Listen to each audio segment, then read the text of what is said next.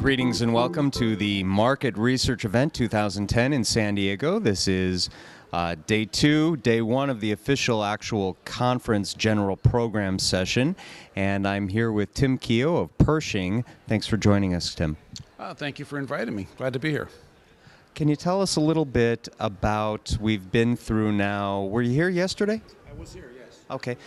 What between yesterday and today stood out to you about the event? Well, first, I think it's extremely well organized, and I think it's also been very innovative. I think using the little mingle sticks, the communications prior to, the ability to actually do networking, and sending out the PowerPoints, the presentations prior to the conference, I think is brilliant because it allows you to kind of go see and better choose what presentations you want to go see. So I think that was really beneficial. Of the sessions you've attended, were there any surprises? Was there anything that really got your noodle going? I think Michael Chung really got my noodle going yesterday. Quite the presentation in terms of how technology impacts us more than we know every day.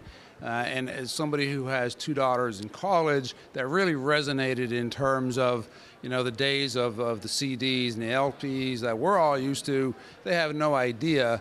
And I think this morning when somebody was asking me, they were talking about an example of telephones and cell phones and what do you want?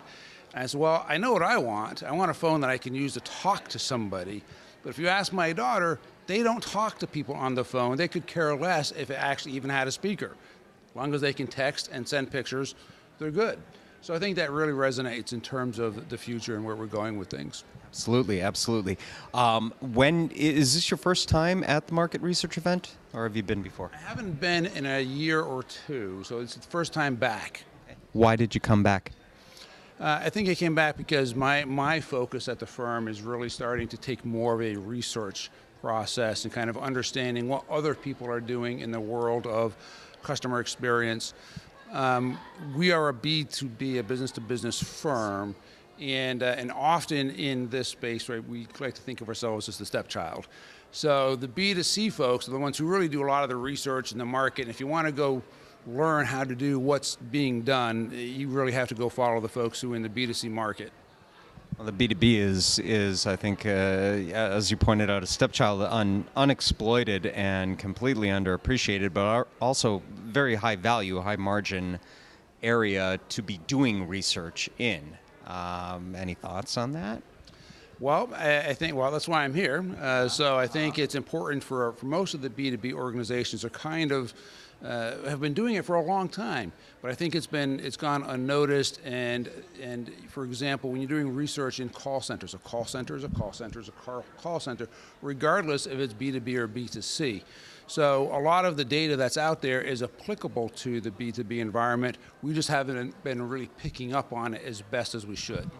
You've presented this year at the event. Can you tell us a little bit about your presentation? Sure.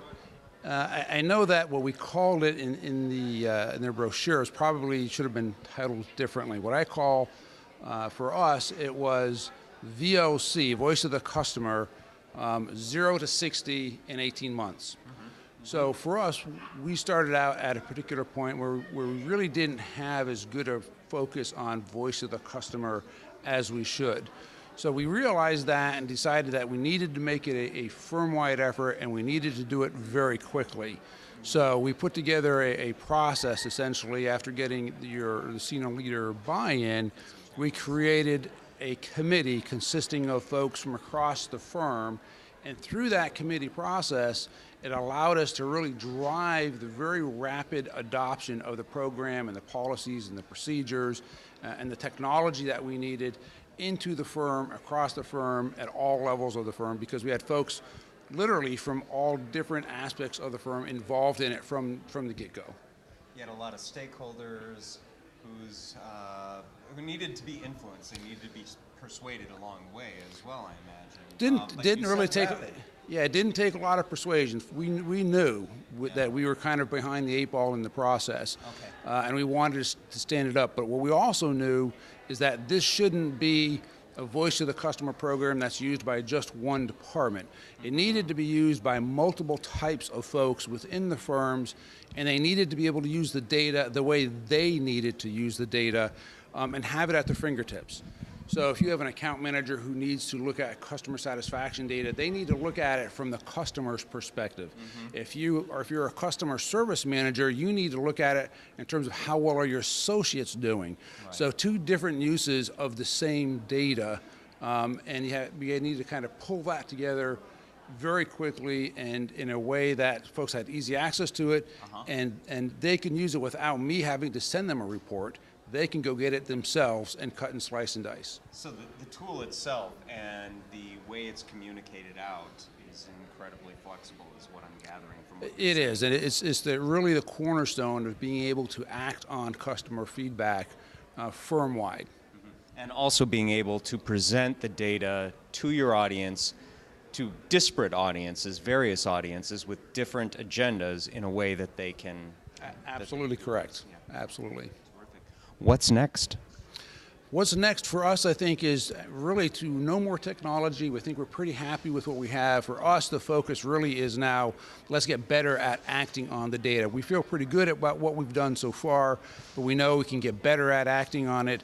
And then once we kind of get to that point, then we'll kind of move on to the next level in terms of we're bringing in speech analytics, bringing in text analytics, bringing in other capabilities to help build out that picture.